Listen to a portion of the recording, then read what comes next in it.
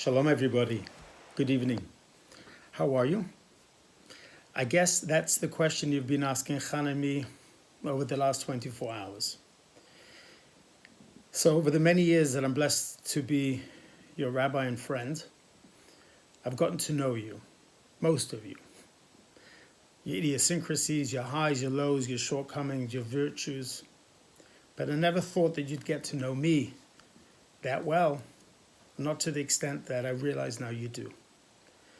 Because over Shabbos, Sunday, and Monday, many communications, correspondence, texts, emails, phone calls, just messages. Rabbi, what's going on? You're not the same. You haven't shared your message of inspiration. Are you okay? There are rumors that there's COVID-19 in your family or you, God forbid. Hence, last night I decided to sit down and write some words from my heart about something that's going on now in our family that is always challenging for everybody.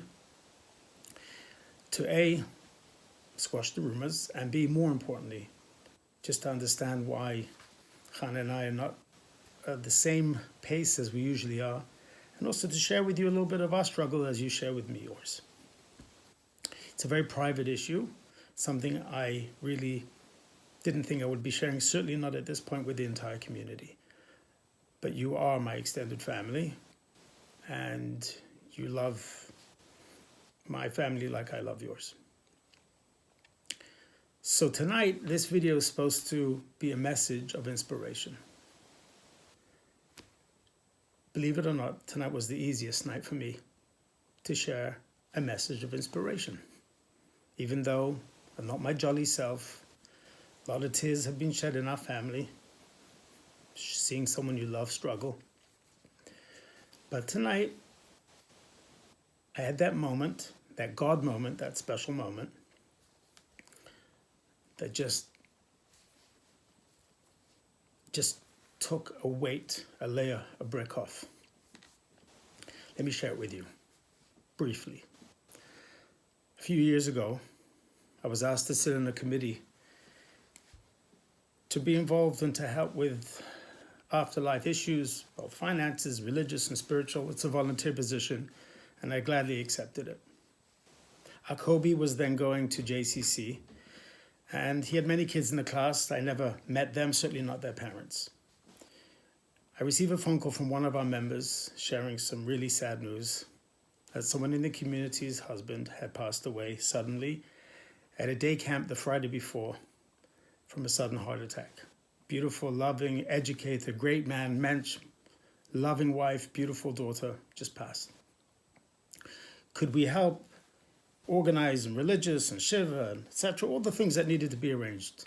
And I said, what better cause could you ever have? What more worthy cause than this? Absolutely. And so the next day, my second daughter, Frida, came home from seminary in Israel. And I said, Frida, I would like you to come with me to a funeral. I usually don't do that to my children, but Frida and I are close. I figured maybe she sees what I do. She said, Abba, are you officiating at the funeral? And I said, no. This is somebody in Kobe's class whose father passed away, a little girl of 4, and a woman is in our community and she needs our support. There's another rabbi there. I'm just going to show up as friend. We didn't know them, but we showed up and we stood to the side, and what we saw was beyond horrific. And we left and we shared our condolences. And then that evening or the next evening, we stopped by the house. I stopped by the house just to pay a shiva call. Because when somebody's suffering, it's all about them. Fast forward 5 years. Over the course of 5 years, we have forged a very beautiful, strong friendship and relationship. Just a very special bond with this beautiful woman, the widow, Jamie, and her daughter Rachel. And many of you know them. I'm just saying first names in the community. Spend Shabbos with us, friends with us, coffee with us, just become an intimate part of their lives, to the extent that when Rachel has a Siddur, a GOA, a Goa, or a Chumash award presentation, or just something else, and the rabbi asked her to attend and also take pictures with her, a little bit like a daddy figure, but not her dad. Sunday was a very challenging day yesterday because we called hospice to come in and help us.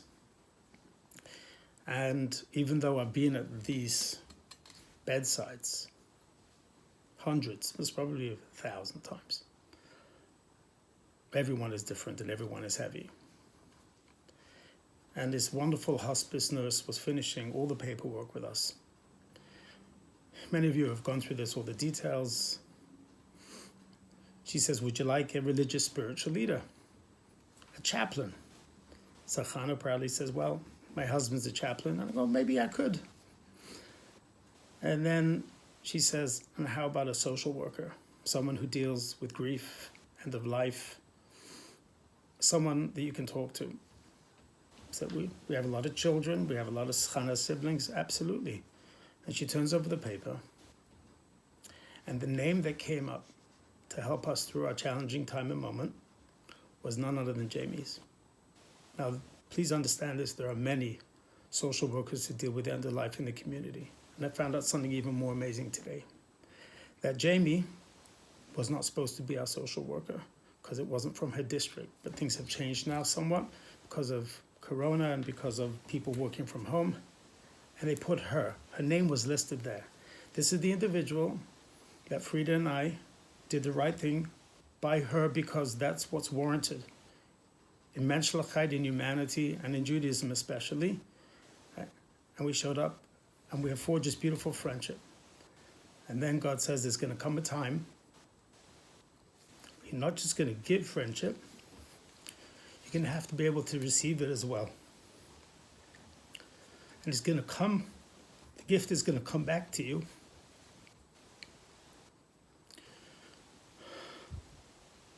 In a very beautiful way, the gift is going to come back to you. That which you have plowed and sowed and watered, you will now be able to enjoy its fruits and benefits. And today, Jamie, with her beautiful, soft, kind, loving soul, spent time with me, my father-in-law, our family, quite a few times today, helping us through this. It's the love that you give is the boomerang back. And when I saw that, I said, it's a beautiful thing. It's a beautiful message for me to share with everybody, no matter how hard it is. And I am actually going to be sending this video. I am going to be sending it. I'm not going to not send it because I got emotional. I'm going to be sending it. I wasn't planning to get emotional, but it is what it is. But when I think of that beautiful story and see how now Jamie has reciprocated that friendship and that help back to us, I look up and I say, thank you for giving me a sign that we'll get through this. So thank you everyone for your patience. Thank you for the hundreds of emails and texts and phone calls and messages. I want you to know I read every single one of your messages, every one. And my OCD wants me to stay up all night and text you back. And probably I will do that tonight, but I didn't sleep last night being with my father-in-law, and I want to head back now to be with him again. Please God should give him many more days and much strength and much nachas to see his beautiful family, his 13 children that he worked so hard towards with his beautiful wife. And I appreciate the outpouring of love, the support and the friendship. And I guess it's your way of being able to give back. And I thank you for that. But for today, I wish my father-in-law good health, a good night's sleep.